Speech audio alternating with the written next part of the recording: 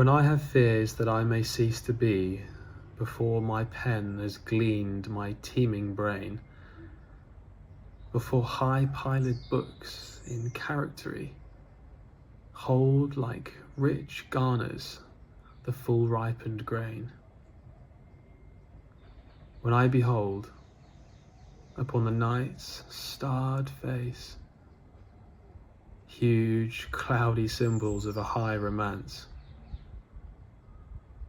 and think that I may never live to trace their shadows with the magic hand of chance. And when I feel, fair creature of an hour, that I shall never look upon thee more, never have relish in the fairy power of unreflecting love,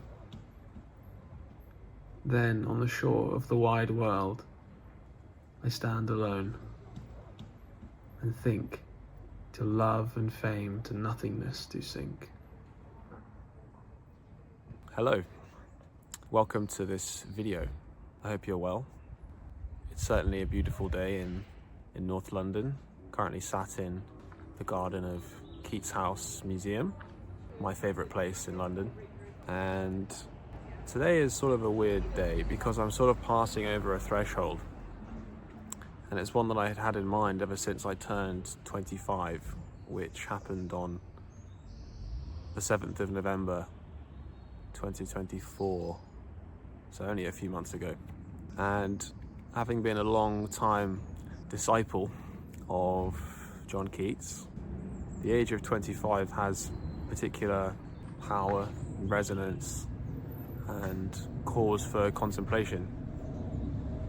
John Keats was born on October 31st, 1795, and he died on February 23rd, 1821, which means that he was exactly 25 years, 3 months, and 23 days old, or perhaps I should say young.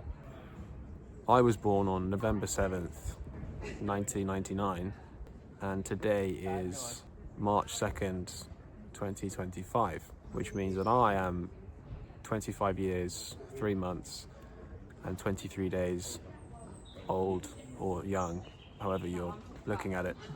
I wanted to make a video about this because it has a lot of meaning for me, this threshold that I'm passing over.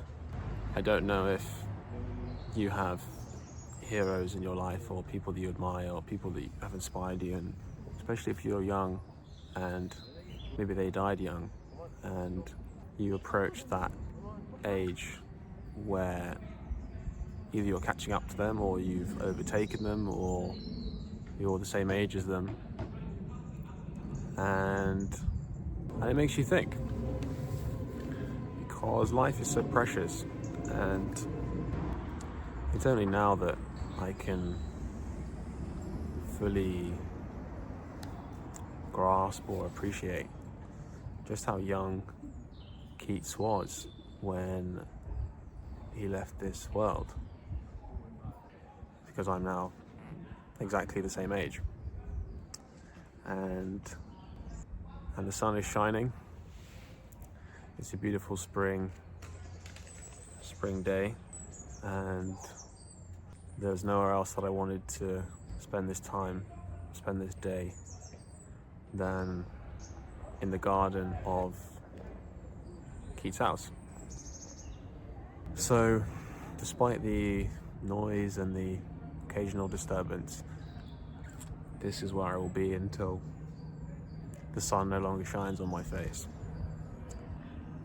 which is probably within the next half an hour, at which point I will relocate and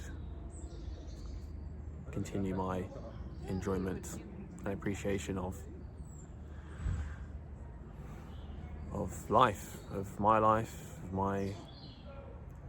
blessings, my fortunes, my opportunities, my achievements, my relationships. Because after today, I will be older than Keats. And that's the first time in my life that I will experience that.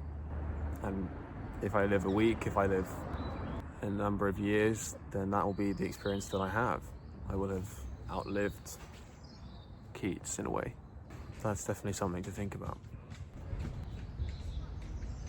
And I'm currently in the garden where he allegedly wrote Ode to a Nightingale. But I think what I'll do is, I'd like to read. It's funny, I just flicked open the page and it was the right one. I love it when that happens.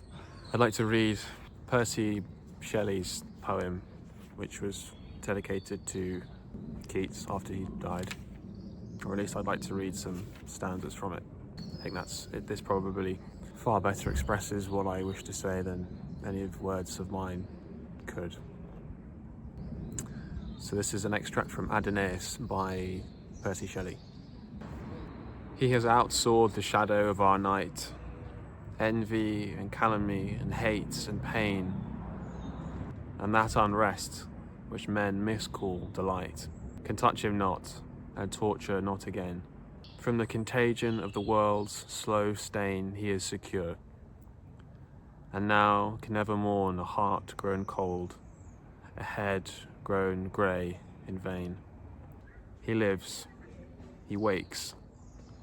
'Tis death is dead, not he. Mourn not for Adonais, thou young dawn. Turn all thy dew to splendour, for from thee the spirit thou lamentest is not gone. He is made one with nature.